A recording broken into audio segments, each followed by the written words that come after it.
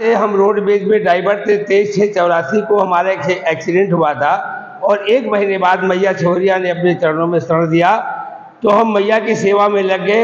हमारी नौकरी तो चली गई, उसके बाद फिर हम कृपा कर मैया की कृपा करते करते 87 में मैया की कृपा से मैं जीप काट के मैया के चरणों में चढ़ाया था। उसके बाद ये पता चला कि माँ की कृपा हुई।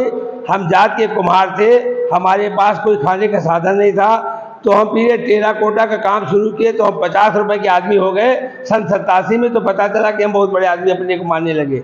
फिर वो धीरे धीरे हम टेराकोटा की लाइन में गए।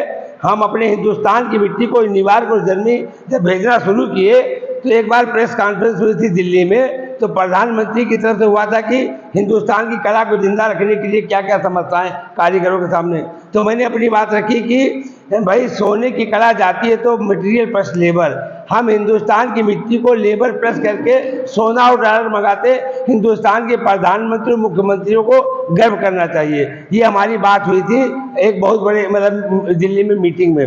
प्रभु की कृपा से माँ के चरणों में सेवा करते करते इस टेराकोटा को कमाते कमाते आज माँ के चरणों से धीरे धीरे सन 2000 में मन में एक विचार आया कि कुछ ऐसा किया जाए कि जो समाज का हित होए। अरे पूजा पाठ घंटी बजाना तो एक अलग बात है, लेकिन पूजा पाठ और घंटी बजाने के साथ साथ हम समाज का हित कैसे करें। तो मन में विचार आया कि मैं उन गरीब बच्चियों की शादी कराऊंगा जिनके माँ बाप निर्धन है। लोग कहते हैं बेटी बचाओ बेटी पढ़ाओ, और हम कहते हैं कि विवाह छोरिया माता मंदिर से कराओ। बेटी जब होती थी तो बाप का चेहरा सूख जाता था, किस लिए कि मैं कहाँ से शादी करूंगा, कहाँ से विवाह करूंगा, इतना दान कहाँ से लाऊंगा। ये मैंने उसके बाद से ये शुरू किया कि बेटी बचाओ बेटी पढ़ाओ। ये नारा तो किसी का था, लेकिन हमने आगे जोड़ दिया कि विवाह छोरिया माता मंदिर से कराओ, बेटी बचाओ और उसके बाद विवाह छोरिया बचाओ। अब ये देखिए हमारे साथ शुरुआत में जब एक गरीब बच्ची की शादी किया था तो वो मकान का गृह प्रवेश हुआ था। बारात फैजाबाद से आई थी ब्राह्मणों की, तो उन लोगों ने सोचा था कि अब समाज के लोग विवाह करें, खाना मिलेगा नहीं मिलेगा। हमने उनका इतना स्वागत किया, अभी तक वो उस शादी की याद करें। धीरे धीरे 1 से 10 हुई, 10 से 20 हुई, 20 से 50 हुआ।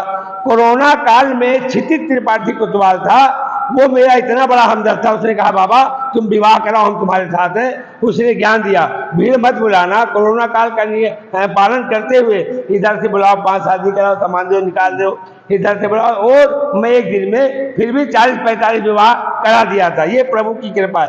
क्षितिज त्रिपाठी कोतवाल आज भी है, वो हमारा आज भी वो साथी बहुत बढ़िया काम किया। उसके बाद दानियों में आप देखिए सिराज भाई साइकिल सिलाई मशीन देते थे, लेकिन जब नोटबंदी हुआ तो कहा आप देखो अब हमारी इतनी इनकम नहीं, लेकिन फिर भी वो हमारे सहयोगी हैं। उसके बाद डॉक्टर उपेश शर्मा कहे कि लल्ला बाबा नंगे पैर जब चलते हैं, तो आखिर हम उनका भी मन हुआ तो सिराज भाई साइकिल सिलाई मशीन नहीं दिए, लेकिन डॉक्टर उपेश शर्मा हमको कहा भाई मेरी क्षमता में 51 साइकिल और सिलाई मशीन हमेशा देता रहूँगा।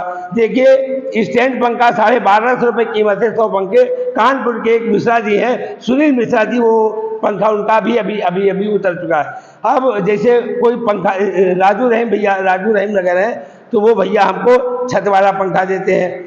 उसके बाद सबसे बड़ी बात, पिछले साल हमारे रिंकू भैया और प्रदीप भैया इनके भाई बड़े भाई जब यहाँ पर आए तो कहा यार मैं नाम तो सुनता था छोरिया माता का, लेकिन प्रांगण में आके उनका इतना मन गदगद हुआ, मन प्रफुल्लित हुआ। उन्होंने कहा कि हे प्रभु हम रहते तो पास में, लेकिन ये नज़ारा हमको देखने को मिला, बहुत अच्छा लगा।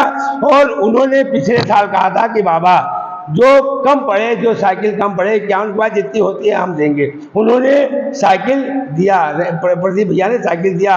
इस बार हम सब लोग होली मिलन में गए तो सबसे बड़ी बात हमारे लिए कही कि बाबा जो कम पड़ेगा वो हमसे बताना। ये मैं प्रदीप भैया रिंकू भैया के लिए मैं दिल से इतना वो करता हूँ कि हे मैया भक्तों का भंडारा भरती नहीं रहोगी तो तुम्हारे दान में कैसे देंगे अगले साल। भंडारा का भक्तों का भंडारा भरती रहोगी तो दान हमको कार्यक्रम में मिलता रहेगा। ये हमारी मैया से प्रार्थना है, अनुरोध है। और और हमारी बात आप सुन लीजिए। देखिए मैं जात का कुम्हार हूँ, मैं जात का पिछड़ी जात से आता हूँ, प्रभु के जहाँ राम काज कर रहा हूँ। ये सभी लोग हमारे साथ हैं, लेकिन भाई जिनके अंदर कुछ खुराफाते हैं भाई वो कुछ करते हैं। लेकिन अब जैसे कुछ लोग आते हैं 2-4 दिन लगे, उनको हमारी कहीं मठाधीशी चाहिए, उनको कहीं मतलब यहाँ से धन चाहिए।